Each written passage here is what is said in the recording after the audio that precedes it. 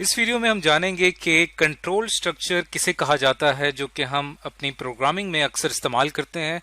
Control structure दरअसल एक ऐसा स्ट्रक्चर होता है जिसके अंदर हमारे पास कुछ स्टेटमेंट्स होती हैं और उन स्टेटमेंट्स के अंदर एक स्टेटमेंट ऐसी होती है जो कि हमारी कंडीशनल स्टेटमेंट कहलाती है।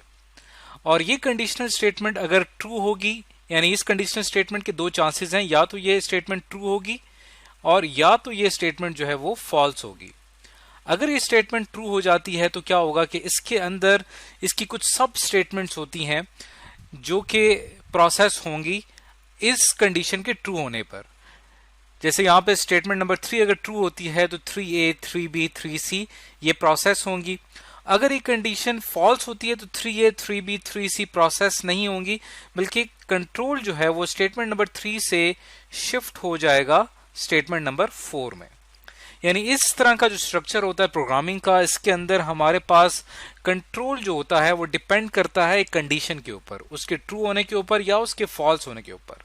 इसीलिए इस तरह के स्ट्रक्चर को कंट्रोल स्ट्रक्चर कहा जाता है, जिसकी मदद से हम कुछ सेट ऑफ स्टेटमेंट्स को कंट्रोल कर सकते हैं। जैसे यहाँ पे 3A 3B 3C ये 3 स्टेटमेंट्स हैं, इनको हम कंट्रोल कर सकते हैं इस कंडीशनल स्टेटमेंट की वजह से।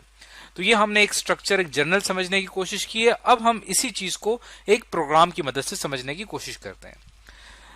अब हम क्या करते हैं कि एक छोटा सा प्रोग्राम बनाते हैं, उसके अंदर हमारे पास कुछ स्टेटमेंट्स होंगी। वहां पे आप देखिएगा कि किस तरह से एक कंट्रोल स्ट्रक्चर काम करता है।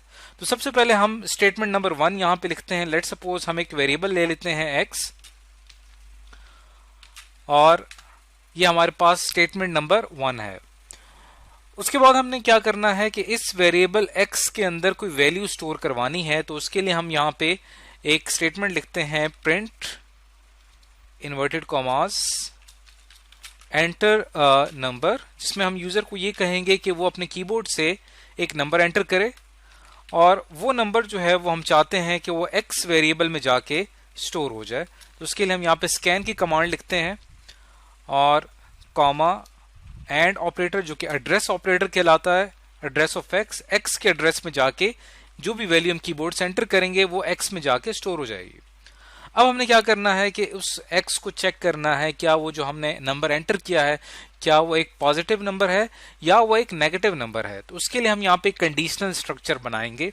उसके लिए हम क्या करते हैं, यहाँ पे एक कंडीशन लिखते हैं कि if x is less than 0, यानी x की वैल्यू अगर 0 से लेस है तो क्या होगा कि यहां पे प्रिंट हो जाएगा कि हमारा जो नंबर है वो नेगेटिव है, क्योंकि हमें अच्छी तरह से पता है कि नेगेटिव नंबर वो होते हैं जिनकी वैल्यू 0 से लेस होती है। तो यहां पे हमें प्रिंट करवा देना चाहिए x इज या नंबर इज लेस देन 0, या हम प्रिंट करवा सकते हैं नंबर इज नेगेटिव।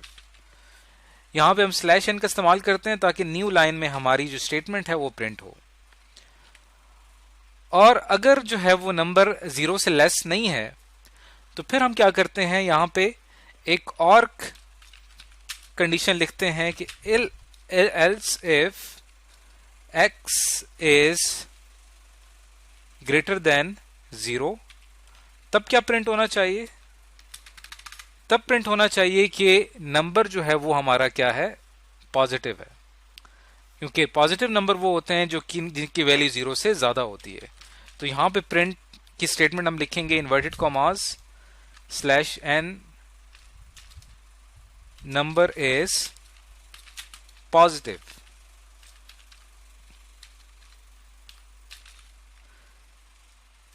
तीसरी पॉसिबिलिटी ये हो सकती है, यानी तीसरी चीज ये मुमकिन हो सकती है कि हमारा नंबर जो x जो है वो 0 से लेस भी ना हो और ना ही वो 0 से ग्रेटर हो सकता है कि वो 0 के बराबर हो। तो उस सूरत हाल में क्या प्रिंट होना चाहिए, यहाँ पे अगर ये दोनों कंडीशन यहाँ पे फॉल्स हो जाती है, यानी x जो है वो 0 से लेस भी नहीं है, x जो है वो 0 से ग्रेटर भी नहीं है, तब हमारे पास आखिरी ऑप्शन ये बचता है कि वो प्रिंट होना चाहिए यहाँ पे एल्स, यहाँ पे प्रिंट हो जाना चाहिए print inverted commas /n the number is 0। तो ये हमने एक छोटा सा एक प्रोग्राम बनाया है जिसके अंदर हमने एक कंट्रोल स्ट्रक्चर इंप्लीमेंट किया है। ये कंट्रोल स्ट्रक्चर दरअसल कर क्या रहा है, ये हमारे एंटर किए हुए नंबर को चेक कर रहा है। जगह जगह पे वो हमें चेक करके बताएगा कि हमारा जो नंबर है वो क्या है। तो इसके अंदर अगर आप देखें तो अगर हम यहाँ पे इसको लेबल करना शुरू करें अपने कमेंट्स के जरिए, तो इसको अगर मैं नाम दे देता हूँ स्टेटमेंट नंबर 1 का, और ये जो स्टेटमेंट्स हमने लिखी हैं ये हमारी स्टेटमेंट 2, और इसी तरह ये स्टेटमेंट जो है इसको हम नाम दे देते हैं स्टेटमेंट 3। अब देखिए यहां से जो प्रोग्राम का एक फ्लो चल रहा है कि स्टेटमेंट 1 प्रोसेस होगी, स्टेटमेंट 2 प्रोसेस होगी, स्टेटमेंट 3 प्रोसेस होगी। इसी तरह यहां पे ये जो स्टेटमेंट है ये कंडीशनल स्टेटमेंट है, इसको हम स्टेटमेंट 4 कह देते हैं। और उसके बाद जो आपको ये स्टेटमेंट नजर आ रही है ये दरअसल स्टेटमेंट नंबर 4 की सब स्टेटमेंट है, यानी इसको हम नाम देंगे स्टेटमेंट 4A का। और उसके बाद हमारी जो ये नेक्स्ट स्टेटमेंट है स्टेटमेंट नंबर 5 है, और ये जो है हमारी स्टेटमेंट 5A है। और लास्ट स्टेटमेंट जो हमने यहां पे लिखी थी वो स्टेटमेंट हमारी 6। अब अगर हम इस प्रोग्राम के फ्लो पे गौर करें तो इसमें एक फ्लो है 1 2 3 4 5 6, ये एक फ्लो से चलना चाहिए, लेकिन जब हम इसको एग्जीक्यूट करेंगे, जब हम इसको रन करेंगे तो एक फ्लो से एक सीक्वेंस के साथ नहीं चलेगा, बल्कि ये कंट्रोल्ड है। यानी यहाँ पे हमारी कंडीशन जो है वो उसके फ्लो को कंट्रोल कर रही है। वो किस तरह, अब हम इसको क्या करते हैं कि इसको रन करते हैं। तो रन करने से पहले हम इसको सेव कर लेते हैं, कंट्रोल स्ट्रक्चर के नाम से मैं इसको सेव कर लेता हूं यहाँ पे। और ये हमारा आउटपुट स्क्रीन आपके सामने मौजूद है। इसके अंदर जो पहली 3 स्टेटमेंट्स हैं वो आराम से एक फ्लो में प्रोसेस हो गई हैं। हमसे एक नंबर इनपुट करने के लिए कहा जा रहा है। अब जैसे अगर मैं कोई नंबर एंटर करता हूं, लेट सपोज मैंने एक नंबर किया 8 जो कि 0 से ग्रेटर है, चूंकि एक पॉजिटिव नंबर है तो यहाँ पे प्रिंट हो गया द नंबर इज पॉजिटिव। अब अगर आप इसके पीछे देखें कि इसके पीछे जो फ्लो चल रहा है वो ये चल रहा है कि x की वैल्यू जो है यहां पे सबसे पहले स्टेटमेंट नंबर 3 के बाद स्टेटमेंट नंबर 4 के पास कंट्रोल आता है, कंडीशन चेक होती है। मैंने 8 एंटर किया था, 8 0 से लेस है तो कंडीशन हमारी यहाँ पे फॉल्स हो जाएगी। उसके बाद यहाँ पे अगली कंडीशन चेक होगी, जो स्टेटमेंट नंबर 4 है ये भी प्रोसेस नहीं हुई, स्टेटमेंट 4A ये भी प्रोसेस नहीं हुई, यानी स्टेटमेंट नंबर 3 से हमारा जो कंट्रोल है वो शिफ्ट हो गया स्टेटमेंट नंबर 5 पर। स्टेटमेंट नंबर 5 में कंडीशन हमारी ट्रू हो जाती है और उसके बाद हमारा जो ये स्टेटमेंट है ये एग्जीक्यूट हो जाती है, प्रोसेस हो जाती है।